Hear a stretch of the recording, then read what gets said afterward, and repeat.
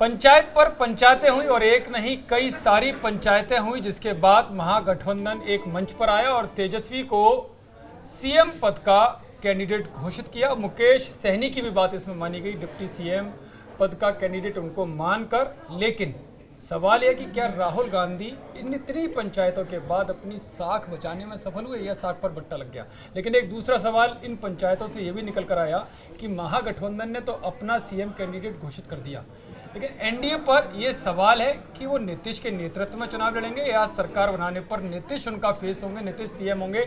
तो panchayat with reporters में इनके अंदर की कहानी, क्या किस्से, क्या कहानी, किस तरह से बात जमी, किस तरह से बात बनती बिगड़ती हुई नजर आई, उन सब पर चर्चा पंचायत विद रिपोर्टर्स में करेंगे। हमारे सहयोगी नीरज हैं, डीके सिंह हैं और अमन शर्मा जी हमारे साथ हैं।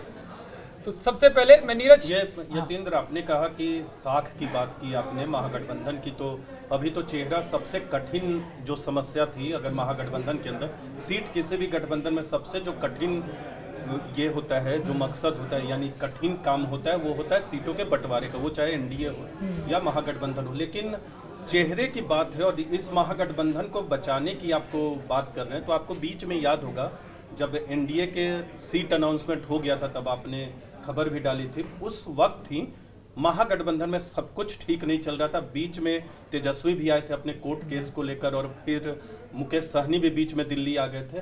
उस बीच ऐसा लग रहा था कि गठबंधन टूट जाएगा, क्योंकि मुकेश सहनी का फोन भी पिछले कई दिनों से लग नहीं रहा था। उस बीच वो आते हैं। इसमें एक व्यक्ति की, या मैं कहूँगा 2 या 3 व्यक्ति की भूमिका बहुत ही मजबूत रही। आपने राहुल गांधी की अभी बात की थी। एक दीपांकर भट्टाचार्य CPIML, हमें जो अंदरूनी सूत्रों से पता चला कि जब मुकेश सहनी ये तय कर चुके थे, हालांकि उनके पास रास्ता सीमित था, अकेले जाने के अलावा एनडीए में नहीं जा सकते थे क्योंकि 101 की अनाउंसमेंट हो गया था, लेकिन वो अकेले लड़ जरूर सकते थे। तो उस बीच दीपांकर भट्टाचार्य ने मुकेश सहनी से बातचीत की और फिर उन्होंने राहुल गांधी से बातचीत की, दीपांकर भट्टाचार्य। अच्छा। और फिर राहुल गांधी, मल्लिकार्जुन खड़गे ने उस दिन तेजस्वी यादव से बात की और बीच में दीपांकर भट्टाचार्य इन तमाम बातचीत के दौरान संजय यादव के भी टच में थे, क्योंकि दीपांकर पूरी भूमिका इन सबको एकजुट करने में दीपांकर और राहुल गांधी दोनों को, क्योंकि राहुल गांधी का अगर फोन जाता है, वो चाहे तेजस्वी के पास जाए या मल्लिकार्जुन खड़गे का लालू यादव और तेजस्वी यादव के पास, तो उन दोनों की भूमिका होती है। तो इस महागठबंधन का सबसे, जो मैं कहूँ लॉयल पार्टी तो नहीं, लेकिन सबसे मजबूत एक आधार है, वो लेफ्ट को आप जरूर कह सकते हैं। दीपांकर ने बड़ी भूमिका निभाई थी। सीधी सी बात यह है कि मतलब पंचायती करने में दीपांकर आगे रहे, बहुत आगे रहे और अपनी पार्टी में भी सीटों को, अपने सभी विधायकों की सीटें जो हैं उन्होंने रिपीट की है, एक को छोड़ के शायद, जो सांसद पिछली बार बन गए थे। अमन जी, क्या अंदर की खबर है? देखिए, बिहार एक स्टेट है, जितना मैंने बिहार की राजनीति देखी, यहाँ कोई एक पार्टी तो जीतती नहीं है, यहाँ हमेशा एक गठबंधन जीतता है। सबसे बड़ी जो पार्टी है उसका 23-24% वोट है। तो ये बाकी स्टेट से बहुत अलग एक स्टेट है जहाँ पे लीडिंग पार्टी 22% में लेके सीएम बन जाते हैं। तो इस पर जैसे नीरज कह रहे हैं कि गठबंधन को इकट्ठा रखना एक बड़ा चैलेंज है, और इस बार क्योंकि पार्टियां भी एनडीए में भी चैलेंज थे, महागठबंधन में ज़्यादा चैलेंज थे, क्योंकि वीआईपी एक नई पार्टी बनकर आई थी और बिल्कुल वीआईपी की तरह ही एक्ट कर रही थी। 60 सीटों से शुरू हुए, करते करते कहाँ तक पहुंचे, डिप्टी सीएम पे फाइनली उनको मिल गया। जो मुझे मोटी बात आज की, जो नीरज भी कह रहे हैं कि कल तक ये बात थी कि महागठबंधन में कुछ ठीक नहीं है, परसेप्शन भी यही था मीडिया में कि कुछ ठीक नहीं है, कहीं टूट ही ना जाए, सीएम फेस अनाउंस नहीं करेगी कांग्रेस, कई तरह की दिक्कतें चल रही हैं। बट आज की पीसी के बाद मुझे ऐसा लगता है कि थोड़ा कॉन्फिडेंस मुझे महागठबंधन में दिख रहा है। सबसे बड़ी बात तो मुझे लगता है जो उन्होंने सबसे बड़ा पैंतरा आज जो तेजस्वी यादव ने खेला है, जो कि ग्राउंड पे काम करेगा, उनका ये कहना कि एक बिहारी सीएम है नीतीश कुमार, उनकी अनदेखी हो रही है एनडीए अलायंस में, उनकी इंसल्ट हो रही है, उनको सीएम नहीं बनाएंगे। तो मुझे ये वापस ले जाता है 2015 का चुनाव, मुझे याद है बिहार का, जब बिहारी वर्सेस बाहरी का नरेटिव लालू और नीतीश ने मिलकर चलाया था अमित शाह और नरेंद्र मोदी के खिलाफ। अब तेजस्वी ये कहना की कोशिश कर रहे हैं कि जो बाहरी लोग हैं, अमित शाह हो या मोदी हो, ये एक बिहारी को, नीतीश कुमार को दोबारा सीएम नहीं बनाएंगे। ये उनका यूज कर रहे हैं, जो उन्होंने एनोलॉजी यूज किया आज कि अमित शाह ने ये कहा है अपने हर इंटरव्यू में, चाहे प्रिंट का इंटरव्यू हो चाहे टीवी का इंटरव्यू हो, कि हम इलेक्शन, इस गठबंधन का जो इलेक्शन है ये सीएम फेस नीतीश को लेकर लड़ रहे हैं, सीएम हमारे वो हैं, बट इलेक्शन हो जाने के बाद विधायक दल सेट करेगा कि नेता कौन। यही बात महाराष्ट्र में की थी सेम अमित शाह ने, जो तेजस्वी ने बड़ी स्मार्टली मुझे लगता है प्रेस कॉन्फ्रेंस नहीं, फिर तो अमन जी मैं आपको टोक रहा हूँ यहाँ पर। आप कुछ दिन पहले का भूल गए, जब आखिरी बार जब अमित शाह वहाँ पे थे लास्ट टाइम में, तो जाकर उन्होंने जो नीतीश कुमार से मिले हैं उन्होंने बात को क्लियर कर दिया है, क्योंकि उनको पता था कि इस बात को लेकर जो आरजेडी है तेजस्वी बहुत फायदा उठाने की कोशिश कर रहे हैं, तो उन्होंने अपनी तरफ से इस बात को क्लियर कर दिया कि हमारे सीएम फेस नीतीश कुमार ही हैं। आप जो बातें कह रहे हो पुरानी बातें हो गई, तो इस बात को लेकर के अब तेजस्वी, चूंकि अब तक ये इस बात को इसलिए नहीं जोर दे रहे थे क्योंकि महागठबंधन में सब कुछ ठीक नहीं था, कांग्रेस खुद इनको सीएम फेस नहीं मानी थी, लेकिन जब आज इनकी जब डील हो जाती है तब ये अग्रेसिव होकर के बाहर आते हैं। लेकिन मेरा ये मानना है कि बहुत देर हो चुकी है। देर इसलिए हो चुकी है कि चुनाव के कुछ दिन रह गए हैं पहले चरण के चुनाव में। जिस तरह से महागठबंधन के अंदर में जो लड़ाइयां हुई हैं, और जिस आप देखिए कि आखिर में कि अब बाहरी की बात करते हैं, कौन आया सुलझाने की लड़ाई? अशोक गहलोत आते हैं, राजस्थान के सीएम, जिसको आपको पता है कि गांधी परिवार से उनके कैसे रिलेशन रहे, पहले एक जमाने में बहुत खास होते थे, बीच में खराब भी हुए। वो आते हैं जिनको जादूगर कहा जाता है, जादू की छड़ी लेकर के पटना में आते हैं और लालू प्रसाद से मिलते हैं, तमाम जो चीजें करके। लेकिन अगर आप पूरे मसले को देखें यहाँ पर, तो कांग्रेस ने अपनी एक स्ट्रेटजी के तहत डील किया है। उनको पता था कि तेजस्वी यादव कहीं से भी अफोर्ड नहीं कर सकते कि महागठबंधन टूट जाए या कांग्रेस बाहर हो जाए, क्योंकि कांग्रेस पास लूज करने को है क्या? 19 सीटें आखिरी बार जीते थे, इस बार बहुत अगर होता, अगर आरजेडी के साथ नहीं आता तो उनको 5 या 10 सीटें आती। तो कांग्रेस ने एक ऐसे करके आगे का भी साधा है। अगर आप इस पूरे अगर नजरिए को देखो तो कांग्रेस ने बहुत स्ट्रेटेजिक तरीके से तेजस्वी यहाँ आते हैं। देखिए एक पहले राउंड में क्या हुआ, पहले राउंड में होता जब केस का जब तक सुनवाई होनी थी तब तक कांग्रेस ने उनको बिल्कुल होकर के रखा, केस करते हुए दिल्ली में भी आए। जब केस में जब घोटाले वाले केस में जब तेजस्वी का नाम उनके खिलाफ जब वो दबाव में आ गए तो उन्होंने दबाव को और बढ़ा दिया।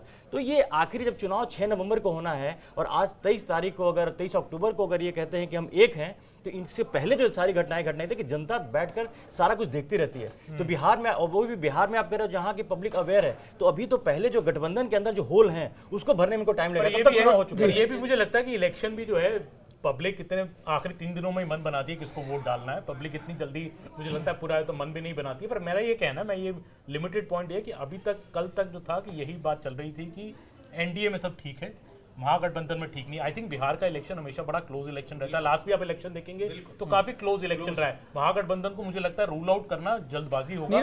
आरजेडी का जितना भी, आरजेडी जो है, मैं कांग्रेस की बात नहीं करूंगा, कांग्रेस की बात नीरज ज़्यादा बता पाएंगे कांग्रेस कितनी स्ट्रांग है ग्राउंड पे। पर मुझे ये लगता है कि आरजेडी का ग्राउंड पे बेस है, उनके पास कार्यकर्ता हैं। लास्ट टाइम भी उन्होंने अच्छा परफॉर्म किया था, कांग्रेस की वजह से ही शायद वो पावर में नहीं आ पाए। इस बार भी जो 143 सीटों का जो आरजेडी की लिस्ट है, यादव कैंडिडेट उन्होंने कम किए हैं, मुस्लिम कैंडिडेट उतने ही है, ईबीसी को ज्यादा टिकट दिया है। अखिलेश यादव की प्लेबुक से कुछ उन्होंने टिप्स उठाए हैं। पीडीए वाला अच्छी लिस्ट है आरजेडी की, जो लिस्ट मैंने पढ़ी मेरे हिसाब से अच्छी लिस्ट है। शायद थोड़ी लेट आई हो बट अच्छी लिस्ट है। और आरजेडी मुझे लगता है टक्कर में इस इलेक्शन में नीरज, अभी डीके कह रहे थे, आप कह रहे थे दीपांकर, इन्होंने एक नाम और जोड़ दिया जादूगर। उनकी भी तो भूमिका रही, क्योंकि देखिए पर्दे के सामने जब ये घोषणा हुई तब वो दिखाई दे रहे हैं।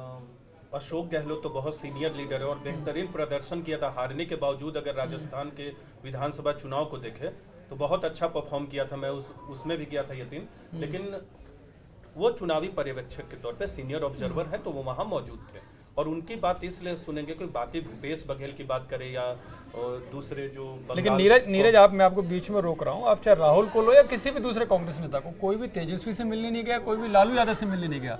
ये परिपक्वता उन्होंने दिखाई और इसी वजह से वो गए खुद, और इस बात को लोगों ने सोचा कि सीनियर कांग्रेस लीडर आया तब जाकर ये सारी चीजें बन पाई हैं। मुझे लगता है कि कांग्रेस पार्टी में अशोक गहलोत उन कुछ एक नेताओं में होंगे जो लोगों की नब्ज को सबसे ज्यादा समझते हैं। बहुत लोगों से मिलते हैं, उन्होंने ईगो नहीं दिखाया, बहुत लोगों से मिलते हैं। और अशोक गहलोत का आपने जिक्र किया, हालांकि बिहार की पूरी सियासत में खासकर चुनाव में उनकी क्या भूमिका होगी, लेकिन ये जरूर कहूंगा कि अभी भी वो बाइट देते हैं। जब आपने गौर किया होगा, बहुत यूथ लीडर वैसे बाइट नहीं देते। किसी नेता के घर से निकलेंगे तो अपनी गाड़ी के ऊपर, छज्जे के ऊपर बाइट देते। उनको पता है कि कैसे मीडिया वर्क करता है और लोगों की बात को सुनते। मैंने उन्हें कई बार देखा है। और अशोक गहलोत की बात हो रही है तो उनको तो इस बात पे मैं कर, जब पिछली बार उनकी सरकार में वो बड़ा हत्याकांड हुआ था जिसमें उदयपुर राजस्थान को इंटरनेट बंद करना पड़ा था, उसको जो नेता डील कर ले तो ये उनकी सफलता थी। लेकिन मैं आ रहा हूँ तेजस्वी, एक मिनट, राजस्थान के यूथ लीडर को नहीं टैकल कर पाए आज तक। बिल्कुल नहीं टैकल नहीं कर पाए, लेकिन पार्टी में को टैकल कर पाए। और इसका एक और उदाहरण देता हूँ, विधायक दल की बैठक नहीं हुई यतीन, राजस्थान में जो गए थे लोग, ये माना जा रहा था कि तैयारी है सचिन पायलट को मुख्यमंत्री बनाने की, विधायक दल की बैठक ही नहीं हो पाई। और जो रिपोर्ट बनाई गई उसमें उनको क्लीन चिट दे दिया गया, जबकि वो मुख्यमंत्री थे। तो ये उनकी खासियत है। एनीवे, अगर आप तेजस्वी की बात, तेजस्वी से हम लोग की मुलाकात हुई थी अभी पिछले कुछ महीने, मुझे एग्जैक्ट डेट नहीं याद है। उसमें तेजस्वी से मैंने पूछा था यतीन कि पिछली बार जब बिहार विधानसभा के चुनाव में थे, ये शाहाबाद और मगध का एरिया उनके बहुत फ्रेश थे। तेजस्वी यादव बहुत रैलियां उसी तरह से करते थे 15-16 की, और इसके लिए उनकी बहुत तारीफ हुई थी। तो मैंने कहा कि आपकी रैलियों में महिलाएं कम दिखती, तो संजय यादव भी मौजूद थे वहाँ और बाकी मीडिया कर्मी भी मौजूद थे। उन्होंने कहा कि इस बात का हमें ध्यान है, हालांकि महिलाओं के कम होने के बावजूद उनकी रैलियों में उस इलाके में उनका 70% स्ट्राइक रेट था। लेकिन इस बार जो तेजस्वी का ट्रम्प कार्ड कहा जा रहा है, अगर वो साबित होता है तो दो चीजें, एक तो 36 विधायकों की टिकट काटी है उन्होंने, बहुत बड़ी बात है। बीजेपी में अगर ये हो जाए तो, और उसके बाद आधे विधायक ऑलमोस्ट आधे 75 विधायक 77 जो नंबर है, जो अभी गुस्सा खत्म हो जाता है नहीं, देखिए कार्यकर्ताओं गुस्सा का, जब आप समर्थकों का। विपक्ष में होते हैं तो गुस्से की बात कम होती है। ये बात सही है कि एंटी इनकम्बेंसी को आप कम कर लेते हो, लेकिन सरकार में होते हैं तो एंटी इनकम्बेंसी ज्यादा काम करते हैं। लेकिन ये बहुत बड़ा ट्रम्प कार्ड है। दूसरी चीज, कुशवाहा की संख्या बढ़ाई है, यादव की संख्या बढ़ाई है, लेकिन शाहाबाद और मगध के क्षेत्र में जहां उनका परफॉर्मेंस बहुत ही अच्छा था, वहां के लोगों से हमारी बातचीत हुई, वो कह रहे टिकट खराब बटे हैं, लेकिन सामाजिक तरीके से देखें तो उनके टिकट ठीक बटे हैं। सामाजिक तौर पर अच्छे हो सकते हैं, लेकिन कैंडिडेट के तौर पर वो अच्छे हैं कि नहीं, ये तो वहाँ की जनता ही तय करेगी ना। विनिंग फैक्टर, हाँ। इसीलिए उन्होंने जीविका दीदी की अगर बात अगर की, इमेज महिलाओं को अच्छी नहीं खासी- है, इमेज अच्छी नहीं है, तो सामाजिक तौर पर वो जातिगत आंकड़े तो दिखा देंगे, इतने लोगों को दिए, और महिला- लेकिन उनकी इमेज का क्या होगा, वो महिलाओं- तो लोकल वोटर देगा ना। वो तो महिलाओं की संख्या भी बढ़ी। अब रही बात इमेज की, ये फैक्टर कितना काम करता है। नो डाउट नीतीश कुमार बहुत बड़ा फेस आज की तारीख में भी हैं, और उनके साथ जब बीजेपी, चिराग पासवान, उपेंद्र कुशवाहा, जीतन राम मांझी है, तो वो बहुत मजबूत है। लेकिन पॉलिटिक्स में कुछ कह नहीं सकते। पॉलिटिक्स का एक कुछ मुझे भी हो ध्यान आया, सकता है। आपने जो महिलाओं वाला क्या ना, अभी प्रधानमंत्री नरेंद्र मोदी की रैलियां शुरू होने वाली है, जनसभाएं शुरू होने वाली है, तो मुझे कल कोई बीजेपी के बड़े नेता बात बता मैं रहे आपको थे, मैं आपको बताऊंगा, पहले एक बात खत्म करता हूँ कि महिलाओं वाली बात है कि अब स्ट्रेटजी क्या रहेगी।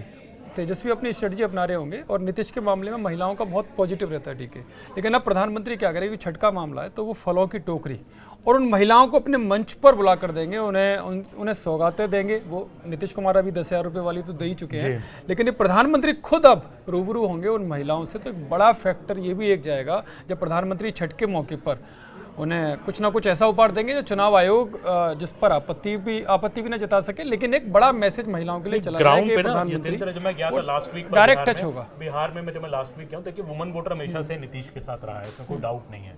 पर इस बार ग्राउंड पे जब मैं गया था तो मुझे ये लगता है कि ये जो 10,000 रुपये वाली स्कीम है, ये बड़ा गेम चेंजर है ग्राउंड पे, क्योंकि लोगों को पैसा मिल गया है। तो 1.25 करोड़ लोग औरतों को ये पैसा मिल जाना, मैं कई औरतों से मिला गांव में, कोई बोले कि मैंने बकरी खरीद ली, कोई बोले मैंने बछड़ा खरीद लिया, किसी ने स्विंग मशीन खरीद लिया। तो ये पैसा मिल जाना, एक तेजस्वी वादा कर रहे हैं कि हम देंगे, पर जिसमें इन स्कीम्स में जो वुमन पैसे वाली स्कीम, मैंने मध्य प्रदेश में देखा और स्टेट में देखा, जेब में पैसा आ जाता है तो विश्वास हो जाता है कि हमें तो मिलना शुरू हो गया। फर्स्ट मूवर एडवांटेज हमेशा रहता है इसमें, तो पहले आपने अगर दे दिया तो आप पे विश्वास ज्यादा बढ़ जाता है। और नीतीश को लेके मुझे ये भी देखने को मिला ग्राउंड पे, गांव में जाके, कि मैंने बात की, लोग की तेजस्वी कह रहे हैं वो तो अचेत हो गए हैं, दिमाग पूरा तरह से चल नहीं रहा है, तो लोगों को कहते हैं ठीक है उम्र के साथ होता है, पर हमारी ये कल्चर नहीं है कि आदमी वृद्ध हो जाए तो उसको अब रिटायर कर दो। सिंपैथी का फायदा ही मिलता है, सिंपैथी का फायदा है, एम्पैथी का फायदा है। लोग कहते हैं कि नीतीश कुमार एक वाइज लीडर है, उनमें एक विजडम है इस स्टेट को चलाने का, और लोगों को ये भी लगता है कि जिस लीडर ने 20 साल में जंगल राज खत्म किया, इतनी प्रोहिबिशन लाया, इतना सब कुछ किया, उसको रिटायरमेंट का जो उसकी रिटायरमेंट है वो खुद तय करे, उसको हम हराकर। ठीक है, मुझे ये बताओ, जैसे ये कहा जाता है कि अचेत होने की बात नीतीश को लेकर हमेशा अपोजिशन टारगेट भी कर रहा है, क्या कोई फाइल ऐसी आज तक उन्होंने गड़बड़ साइन की है, कोई गलत फैसला लिया अभी तक उन्होंने, अगर वो अचेत है तो? बोले तो उस बात को आगे बढ़ाऊंगा। अगर बिहार के चुनाव को समझना, आपको 2 हिस्से में बांटना पड़ेगा। आज से 3 महीने पहले, अगर आप 3 महीने पहले देखते तो उस समय क्या हो रहा था कि नीतीश के कुछ ऐसे पब्लिक अपीयरेंस ऐसे हो रहे थे जिसको लेकर नेगेटिव पब्लिसिटी हो रही थी, और नीतीश पे काफ़ी अग्रेसिव अटैक भी हो रहा था, तेजस्वी कर रहे थे। उस समय तक तेजस्वी यादव बहुत आगे थे, उस समय तक एंटी इनकम्बेंसी बहुत चरम पे था। लेकिन पिछले 2-3 महीनों में एनडीए का अगर आप पूरा वो देखो तो इन्होंने एंटी इनकम्बेंसी को काटने कई सारे रास्ते ढूंढे। एक तो इन्होंने अमन ने जो बात की ग्राउंड पर, ये बहुत बड़ा फैक्टर, गेम चेंजर है, जो महिलाओं के अकाउंट में पैसा पहुंचना, ये बहुत बड़ा गेम चेंजर है। दूसरा, आप इसी नीतीश को 3 महीने पहले देखिए, नीतीश के पिछले 2-3 दिनों के जनसभाओं को निकाल लीजिए, नीतीश पुराने फॉर्म में वापस दिख रहे हैं। तो ऐसा नहीं कि कोई उनके हाथ पकड़ रहा है या कुछ वो कर रहा है। तो ये क्या हुआ कि जो आप उनके खिलाफ जो कैंपेन चलाया जा रहा था वो यहाँ पर खत्म हो जाती वो चीज। यानी कि एक तरह से वो उल्टा भी हो सकता है इनके ऊपर। 3 महीने में अगर आप ठीक से एनालाइज करके देखो आप, तो एंटी कमेटी जो जबरदस्ती नीतीश कुमार के खिलाफ एक नेगेटिव उनकी इमेज बन रही थी, उसको उन्होंने बहुत हद तक कटेल किया है। और जो सिलेक्शन की बात है कैंडिडेट्स का, देखिए कि और बीजेपी और एनडीए अमित शाह इस पर कर क्या रहा है कि जहां से जीते हैं, इनको पता है कि सबसे ज्यादा नाराजगी कहां होती है सत्ताधारी पार्टी को, जो एमएलए जीते होते हैं, तो वहां पर ज्यादा मेहनत की जा रही है कि ताकि एंटी इनकमेंसी का फैक्टर वहां पर उसको डेंट ना करे। और वो 2 चीजें हुई हैं जो पिछले लोकसभा चुनाव में नुकसान हुआ, जो शाहबाद और मगध का इलाका हुआ, वहां पर बीजेपी के तो राजपूत और कुशवाहा वोट की लड़ाई, नहीं लोकसभा की बात कर रहा हूँ, मतलब विधानसभा में भी वो तो राजपूत कुशवाहा, उपेंद्र कुशवाहा, उसका समझ में भी आता है, सिंगर जो है किया। इसको एड्रेस करने का फायदा ये हुआ कि जो सबसे ज्यादा नुकसान वाला जो एरिया था इनका, वो क्योंकि वहां पर आप बीजेपी मजबूत रही है, लेकिन सिर्फ ये कुशवाहा राजपूत की लड़ाई की वजह से लोकसभा में इन्होंने कम से कम 5-6 सीटें तो गंवा दी इन्होंने। तो ये एक चीज को ये क्या कर इन्होंने किया है, पहले से मतलब पूरा पॉइंट आउट किया और पॉइंट आउट करके पहले उस पर होमवर्क कर लिया। नीरज, मुझे एक चीज और समझाओ। मेरी आज सुबह ही आपके कांग्रेस के एक बड़े नेता से बात हो रही थी, मैं अभी डीके जब ये शो शुरू हो रहा था उससे पहले मैं बात कर रहा था कि राहुल गांधी किसी भी हालत में 60 सीट से कम पे तैयार नहीं थे अकेले, और तेजस्वी ने देने के लिए तैयार नहीं थे। तेजस्वी ने 54 तक देने की तैयार थी, 53-54, जो उन्होंने मुझे बताया। कितना सही है कितना गलत है ये आप मुझे बताना। लेकिन अब वो जब चुनाव लड़ रहे हैं, तेजस्वी तो सीएम पद का कैंडिडेट होना चाहते थे, वो हो गए, लेकिन राहुल गांधी अगर एक अकेले पार्टी के तौर पर 51 पर लड़ रहे हैं। हालांकि वैसे उन्होंने 61 पर कैंडिडेट उतार दिए, लेकिन 5 पर आरजेडी उनके खिलाफ है और 4 पर लेफ्ट उनके खिलाफ है। ऐसी लेफ्ट और आरजेडी भी कुछ सीटों पर है। तो किस तरह का राहुल गांधी की साख को बट्टा नहीं लगा ये? वो तो कह रहे हैं बिल्कुल बट्टा लगा कि राहुल गांधी, और इसी वजह से राहुल गांधी जो press conference, joint press conference थी तेजस्वी की, जिसमें सीएम कैंडिडेट घोषित किए गए, उसमें ना राहुल गांधी का चेहरा ना किसी और पार्टी के नेता का चेहरा, केवल तेजस्वी। राहुल गांधी का चेहरा तो इसलिए नहीं था कि महागठबंधन ने ये तय कर लिया, और खासकर आरजेडी ने अपनी शर्तों पे कहा होगा, क्योंकि कांग्रेस को छोड़ के बाकी जो सहयोगी दल हैं वो तेजस्वी के साथ सीएम के चेहरे पे ओपन अनाउंसमेंट के लिए राजी थे। कांग्रेस के नेता ये बोलते थे कि सबसे बड़ी पार्टी है तो उन्हीं को अनाउंस करना होगा, लेकिन पार्टी क्योंकि नेशनल है तो उनकी अपनी एक स्ट्रैटेजी होती है। कांग्रेस, राहुल गांधी की बात करें, देखिए राहुल गांधी ने जो बैठकें हो रही थी कांग्रेस की टिकट बंटवारे से पहले की, उसमें राहुल गांधी ने एक बार थोड़ा सा आक्रोशित होकर जरूर कहा था उस बैठक में जो नेता मौजूद थे कि इतनी कम पे अगर लड़ेंगे तो फिर क्या करेंगे।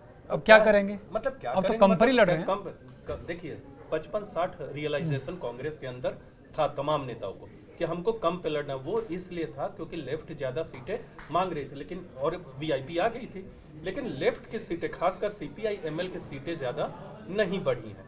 वो पिछली बार 19 पे लड़े थे, 1 सीट उनकी बढ़ी है, वीआईपी की 15 सीटें। नहीं, मुझे बताइए, राहुल 60 मांग रहे थे, या तो 51 पर ही लड़ रहे, 52 पर लड़ रहे हैं वो। राहुल गांधी उससे ज्यादा, मुझे लगता है कि राहुल गांधी ने जो वोटर अधिकार यात्रा शुरू की, उस मोमेंटम को कांग्रेस पार्टी को, एक तरफ तो तेजस्वी यादव है, आपका वोट आधार मुस्लिम यादव का है, और अगर कोई जुड़ता है, जिसकी कोशिश आरजेडी ने इस बार की है, कांग्रेस मुझे लगता है वहां कमी है कि आप एक यात्रा शुरू करते हैं जो कि आपके नेता के नाम पे रहता है, और जिसका फायदा पिछली बार पूरे इंडिया ब्लॉक की पार्टियों को हुआ, अखिलेश को भी हुआ, कांग्रेस और दूसरे दलों को भी हुआ।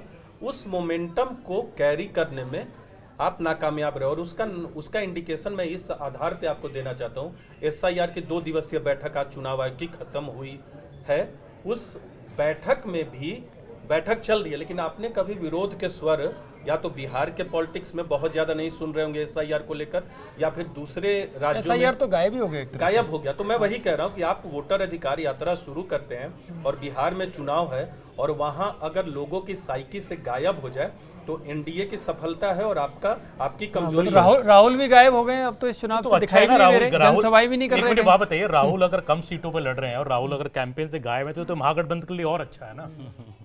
आप मान रहे हो कि राहुल गांधी हमने देखा है ना कि गठबंधन के लिए अच्छे तो नहीं जो हर जो स्टेट में लीडर होता है, जो वो कहते हैं कम आए तो ज्यादा अच्छा है पार्टी के लिए, गठबंधन के लिए एक तरह से। राहुल गांधी का छठ के बाद शुरू होगा, जो बड़े हाई प्रोफाइल कैंपेन है कांग्रेस के, लेकिन कांग्रेस के कुछ नेता नाराज भी है। कृष्णा अलावरू की चली है, और कृष्णा अलावरू का अपना स्टाइल है, राहुल गांधी के करीबी हैं, जैसे अखिलेश सिंह हो गए जो कि पूर्व कांग्रेस अध्यक्ष हैं, लालू यादव परिवार के करीबी हैं।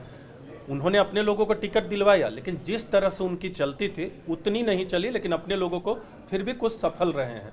मदन मोहन झा जो कि कोऑर्डिनेशन कमेटी या जो तमाम रणनीतियां बनती थी उसमें आते थे, एक सीट तो अपने समर्थक को दिलवा दी लेकिन अपने बेटे को सीट दिलवाने में असफल रहे। पप्पू यादव कुछ अपने, हालांकि उनसे जब बात कीजिएगा तो वो जरूर बोलेंगे कि मेरी नहीं चली, कांग्रेस को सीएम नहीं अनाउंस करना चाहिए, कोई दूसरा विकल्प ढूंढना चाहिए, लेकिन उन्होंने भी अपनी बात रखी। लेकिन कुछ नेता जैसे निखिल कुमार की बात, तो तेजस्वी से या पप्पू मीरा यादव कुमार की बात कुछ कर ले, अनबन उन शुरू लोग से की रहती है बहुत ना। ज्यादा ये डीके बताएंगे इस वो तो मामले अंदर में। तो सबको पता है, बिहार में पता चला कि पप्पू यादव और कन्हैया कुमार, ये दो को लालू यादव इसलिए नहीं आगे नहीं बढ़ने देना चाहते कि उनको हमेशा लगा कि ये दोनों नेता एक जनाधार के मामले में, एक दूसरे प्रेस के मामले, जैसे कन्हैया कुमार ज्यादा अच्छा बोलते, उनको लगा कि अगर ये उभरेंगे तो तेजस्वी के लिए चैलेंजर बनेंगे। तो शुरू से एक स्ट्रेटजी रही है कि आपने देखा हो कन्हैया कुमार को भी उन्होंने नहीं लड़ने दिया, उसमें नहीं कांग्रेस की टिकट उन्होंने नहीं दिया। दूसरा एक पप्पू यादव के साथ भी हो रहा है। आप देखिए कि पप्पू यादव पिछली बार कांग्रेस पार्टी में थे, निर्दलीय लड़े हैं, चुनाव वहां पे जीते हैं, तेजस्वी ने पर्सनली उनके खिलाफ कैंपेन किया, फिर भी पप्पू यादव जी जाते हैं, तो वो एक उनका जनाधार अपना है। तो ये तो चीजें चल रही हैं कि देखिए, एक बात जो सबसे अंदर की बात तो सबसे बड़ी ये है कि जो लालू यादव के चेहरे पे शिकन दिख रही है, उनको पता है, क्योंकि इतने पुराने नेता हैं, बिहार की पॉलिटिक्स समझते हैं, उनको पता है कि अगर इस बार तेजस्वी सीएम नहीं बन पाते हैं तो शायद इनकी पॉलिटिक्स इस बात को इसी वजह से तेजू भैया को भी अलग कर दिया उन्होंने, मतलब कोई रिस्क नहीं चाहिए। मुझे नीरज एक बताइए, तेजू भैया की मैं जो जनसभाएं देख रहा था, बड़ी अच्छी खासी भीड़ जुट रही है। तेजस्वी यादव की सभाओं में ये कहीं ऐसा तो ना, तेजू भैया की बात कर रहा हूँ मैं। तेज प्रताप की बात, मैंने उनकी जनसभाएं देखी और एक नहीं 2-3 देखी और अच्छी पब्लिक है, सीनियर लोग चढ़े हुए हैं खम्भों पर। एक मुझे सीनियर बीजेपी लीडर ने बोला है, उनकी प्रेडिक्शन है कि तेज प्रताप यादव जो है वो प्रशांत किशोर से ज्यादा सीटें जीतेंगे इस इलेक्शन में। बताइए नीरज, वो तो कितनी सीटें जीतेंगे? क्या सच में पीके को तेजू भैया पीछे कर देंगे? पीके को तेजू भैया, पीके का तो नो डाउट अब वो बात रही नहीं, खुद नहीं लड़े, जो चुनाव नहीं लड़े। मैं आपको बता रहा हूँ, नीतीश कुमार मुझे तेजू भैया वाला बताइए पहले, आप क्या आकलन है? रही बात ज्यादा सीटें क्या, अंदर खाने क्या चल रहा है उनको लेकर? जीत सकते हैं तो जीत सकते हैं। अंदर खाने क्या चल रहा है, जो परिवार के साथ उनकी अनबन है वो तो सबके सामने, उसमें बताने की जरूरत नहीं है। देखिए, वो ज्यादा इम्पैक्ट नहीं करेंगे महागठबंधन को, इसमें दो राय नहीं। महागठबंधन को ये चुनाव जीतना है तो आप नीतीश कुमार को एंटी इनकम्बेंसी पे नहीं हरा सकते, बिल्कुल, क्योंकि उनके खिलाफ है नहीं। आप अपनी पॉजिटिविटी पे हरा सकते हो, आप चुनाव को अपने पे फोकस रख के नहीं हरा सकते। अगर तेजस्वी यादव सोचे कि हम खुद सीएम को अनाउंसमेंट की वजह से उनको हरा सकते हो तो ये बिल्कुल पॉसिबल नहीं। आप उनको उसी तरह से हरा सकते हो जैसे लोकसभा के चुनाव में कोई बड़ा एक फेस नहीं था, चुनाव लोकलाइज हो गया और लोकलाइज में एनडीए को पता नहीं चला कि प्रधानमंत्री का चेहरा जो कि मजबूत है, उनके खिलाफ कोई एंटी इनकम्बेंसी नहीं। फैक्टर नुकसान नहीं कर रहा एनडीए को? नहीं, कुछ सीटों पे करेगा नहीं यतीन, बहुत सारी सीटें हैं जहां पीके फैक्टर उनको नुकसान करेगा। मैं आपको बता रहा हूं, कई सीटें, मेरी दोस्तों से बातचीत हुई है कि 3-4 सीटों पर वो आरजेडी को जितवा सकते हैं। और हर सीट पे, जैसे मैं आपको औरंगाबाद की एक नबीनगर की सीट, वहां जो है तेजस्वी यादव ने अपने परिवार के करीबी विधायक की टिकट काट दी, मौजूदा विधायक थे, वहां आनंद मोहन के बेटे चुनाव लड़ने गए हैं जेडीयू से। तो वहाँ ये माना जा रहा था कि रिपीट कर देंगे तो एक ही बिरादरी के दोनों उम्मीदवार हो जाएंगे जो कि ठाकुर समुदाय से थे। लेकिन तेजस्वी यादव ने क्या किया कि उनको न देकर दूसरे नए कैंडिडेट को दे दिया, और वहाँ जो पीके का कैंडिडेट है वो यादव है, तो वो महिला यादव हैं, तो वो हो सकता, वो जो वोट काटेंगी, अगर काटती हैं तो वो आरजेडी को नुकसान करेंगे। लेकिन बहुत सारी ऐसी सीटें हैं जहां पीके एनडीए को नुकसान करेंगे ही करेंगे। ओवैसी किसको नुकसान करेंगे? ऑब्वियसली महागठबंधन को। सिंपल सा, वो तो खुल के बोलते हैं हमको मुस्लिम वोट चाहिए। तो ये क्या पीछे की कहानी रही? क्योंकि वो तो आना चाह रहे थे महागठबंधन में, तेजस्वी क्यों नहीं लेकर? किसी को बेचेंगे वो नहीं, ये माना गया महागठबंधन में। वो भी इस बार उन्होंने खेल खेला, उन्होंने कहा कि हमें शामिल कर लो, उनको पता था कि नहीं लेंगे, लेकिन उन्होंने पब्लिक को मैसेज दे दिया कि देखो भैया, वोट बढ़ने की वजह से मैं चाहता इनके साथ आके लड़ूं, लेकिन इन्होंने मुझे नहीं आने दिया। और यकीन मानिए कि जिस तरह का वहाँ पर जो सीमांचल इलाके का जो पॉपुलेशन है, लोग कहते हैं कि नहीं मुस्लिम बिल्कुल आरजेडी को वोट दें मेजोरिटी में, लेकिन वहाँ पर इस बार भी ओवैसी बहुत बड़े फैक्टर होंगे और वोट काटेंगे क्योंकि देखिए ओवैसी का जो एक अपना चार्म है ना, वो जो यंग जो मुस्लिम लोग हैं, जिस तरह से बातें करते हैं, जो बातें वो उनके बिल्कुल उसके हिसाब से बातें करते हैं। तो जिन्हें ये लगता है कि नहीं ओवैसी को तो वोट नहीं मिलेगा, वोट नहीं काटेंगे, सारे वोट मुस्लिम के जो उनके जाएंगे, ऐसा नहीं होने वाला है। अब देखिए इस बार चुनाव ओवैसी मतलब आप तो होकर भी आए, ओवैसी सीटें जीत लेंगे पर आरजेडी उनको अपनी तरफ ले आएगी ना, मैंने पिछले इलेक्शन में हुआ। तो मतलब लेकिन वोटर को ये मैसेज है कि हाँ, ये आना तो लौटकर इनको इधर ही है। देखिए, एक बात जो इन्होंने कही लास्ट में, मैं यही कहना चाहूंगा, मैं इनकी बात से सहमत हूँ कि 3 महीने में इलेक्शन बदला है। तेजस्वी को भी ये समझ आया कि 3 महीने उन्होंने पूरा नीतीश कुमार के खिलाफ पूरा कैंपेन चलाया ग्राउंड पे कि ये मुख्यमंत्री अचेत है, मुख्यमंत्री का दिमाग चल गया है, बिल्कुल ये ब्यूरोक्रेट सरकार चला रहे हैं। मुझे ये लगता है वो बूमेरैंग हुआ है ग्राउंड पे जो लोग नीतीश कुमार के वोटर्स हैं, स्पेशली वुमेन वोटर हैं, उनको ये लगता है कि ये जो कैंपेन है ये अच्छा कैंपेन नहीं है, बहुत नेगेटिव कैंपेन है। आप एक एजेड आदमी को रिडिक्यूल कर रहे हैं। और ये मैंने ग्राउंड पे मैं गया, उनके कल्याण बीघा उनके गांव गया था, एक आदमी से मैंने पूछा कि मुख्यमंत्री तो लोग कह रहे हैं अचेत हो चुके हैं, तो वो बोले कि देखिए इस प्रदेश में जब ऐसा मुख्यमंत्री एक बन सकता है जिसको सचिवालय और शौचालय के बीच में फर्क पता नहीं था, तो नीतीश कुमार में क्या खराबी है। हाँ, और नीतीश कुमार ने अपनी पहली रैली मैंने उनकी देखी, बिल्कुल सही लाइन बोली है उन्होंने। हाँ, नीतीश कुमार की मैंने पहली रैली देखी, तो उन्होंने अभी कुछ दिन पहले जब पहला कैंपेन किया उस रैली में उन्होंने ये बोले ही बात कि आरजेडी ने, लालू प्रसाद ने महिलाओं के लिए क्या किया, कुछ नहीं किया, सिर्फ अपनी बीवी के लिए किया और किसी महिला के लिए बिहार में कुछ नहीं किया। तो ये जो लाइन जो महिला फाड़ के किया अपनी जो महिला वोटर है बिहार में बहुत इंपॉर्टेंट है, और महिला वोटर अभी भी जेडीयू के साथ है। उनको लगता है ये गुंडा राज प्रोहिबिशन क्या ना उड़ जाए, they are totally with JDU Nitish Kumar, और नीतीश कुमार का फेस ही बड़ा फेस है। मेरी ये प्रेडिक्शन है कि नीरज जो सरकारी नौकरी की बात तेजस्वी कर रहे हैं, मैं अब बीजेपी वालों से बात कर रहा था, उन्होंने बड़ी रणनीति बनाई है कि जो 10 लाख सरकारी नौकरी की बात कर रहे हैं, अब ये सगुफा छिड़ दिया कि 10 लाख रुपए देकर वो नौकरी देंगे, जिस तरह से जमीन के बदले नौकरी दी थी। ये तो बड़ा इसकी कोई काट है क्या? देखिए, काट तो ये सब आरोप प्रत्यारोप चलते रहेंगे, लेकिन ये हिट बैठ सकता है, क्योंकि जमीन के बदले नौकरी का मामला उन पर तय भी हो चुका है, आरोप तय हो चुके हैं, कोर्ट में मामला है।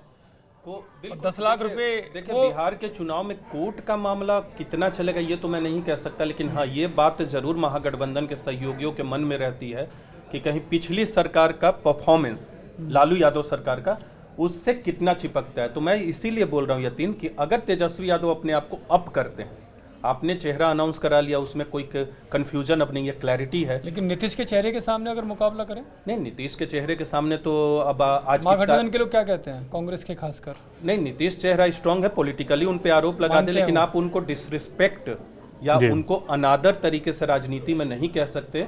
और भले उनको अचेत या जो इश्यूज है, हेल्थ इश्यूज उनके, वो एक अलग चीज है। मैं इसी से मुझे याद आया, मैं आपको बिल्कुल जो उन्होंने मुझे बताया वर्ड टू वर्ड में बता रहा हूँ बीजेपी वालों का टॉप, वो कह रहे जो ये कह रहे हैं कि नीतीश के नेतृत्व में या नीतीश हमारा फेस नहीं होंगे, उन्होंने कहा गारंटी के तौर पर मैं बता रहा हूँ, नाम नहीं बताऊंगा, लेकिन उन्होंने गारंटी ली कि अगर सरकार एनडीए की बनती है और बनेगी, वो ये दावा कर रहे हैं, तो नीतीश ही शपथ लेंगे, तौर पर शपथ लेंगे, वही सरकार चलाएंगे।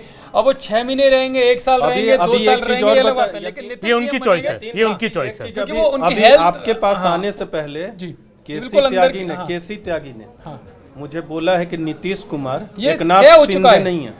एकनाथ शिंदे नहीं, ये तो बीजेपी वाले भी कह रहे हैं कि ये तय हो चुका है कि नीतीश ही सीएम पद की शपथ लेंगे। तो दिख ही रहा है कि पिछले चुनाव में कम सीटों के बावजूद उनको सीएम बनाए, लेकिन ये जेडीयू के लोग कह रहे हैं कि एकनाथ शिंदे भैया नहीं है, मतलब नीतीश कुमार के पास। आपको इसकी रणनीति समझनी होगी, मैंने पिछले वाले शो में भी बताया था कि नीतीश का जो वोटर है ना, बीजेपी चाहती है 15-20 साल तक उसके साथ रहे, और वो तभी होगा जब नीतीश उनके साथ अंतिम समय तक रहेंगे, क्योंकि वो वोटर अगर चला गया, यहाँ सत्ता की लड़ाई नहीं है, यहाँ वो 15-20% का जो वोटर है उसकी लड़ाई, और एनडीए उसे छोड़ना नहीं चाहता, खासकर बीजेपी।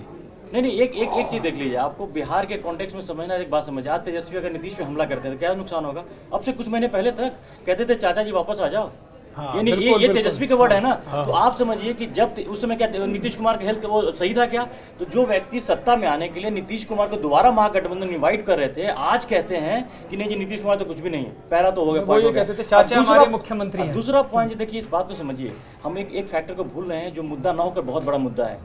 एक्चुअली महागठबंधन की सबसे बड़ी गलती कहाँ हुई है, जब वो बिल्कुल आगे थे, एंटी इनकम्बेंसी बिल्कुल चरम पे था, और वहाँ पे मुझे लग रहा था महागठबंधन आगे है, वहाँ पर इन्होंने सबसे बड़ी जो गलती की है SIR का मुद्दा उठा करके, जो मुद्दा था नहीं उसमें अच्छा खासा समय आपने वेस्ट किया है। आपने वोटर अधिकार यात्रा निकाला जो कि बुरी तरह से फ्लॉप रहा, और जो टाइम आपने गंवाए, तो जो एंटी इनकम्बेंसी जो नीतीश कुमार की सरकार का था वो नीचे आ गया, और उसके बाद से इंडिया ने बवांडर कर दिया आपने। अब तो बीजेपी ने ये भी कह दिया कि जिस तरह से वोट चोरी था, कांग्रेस का सम्मान चोरी हो गया। जो SIR को लेकर, वोटर अधिकार यात्रा को लेकर राहुल गांधी ने यात्रा की, आरजेडी के बहुत नेताओं को यह लगता है कि जो कैंपेन तैयार किया था, उस समय तक चुनावी कैंपेन नहीं था, लेकिन चुनाव से पहले का था, तो चुनावी कैंपेन ही आप उसको कहोगे। जो तेजस्वी यादव लगातार अग्रेसिव थे, वो कहीं ना कहीं डाइल्यूट हुआ था, और वो डाइल्यूशन की वजह से ही फिर आपने देखा होगा कि तेजस्वी यादव ने अपनी इसमें कितनी सच्चाई है कि महागठबंधन के बाकी पार्टी के नेताओं ने राहुल को मना किया, कांग्रेस को मना किया कि ये SIR का मुद्दा है, काम नहीं करेगा, ये मत निकालो, आप ये मत उठाओ।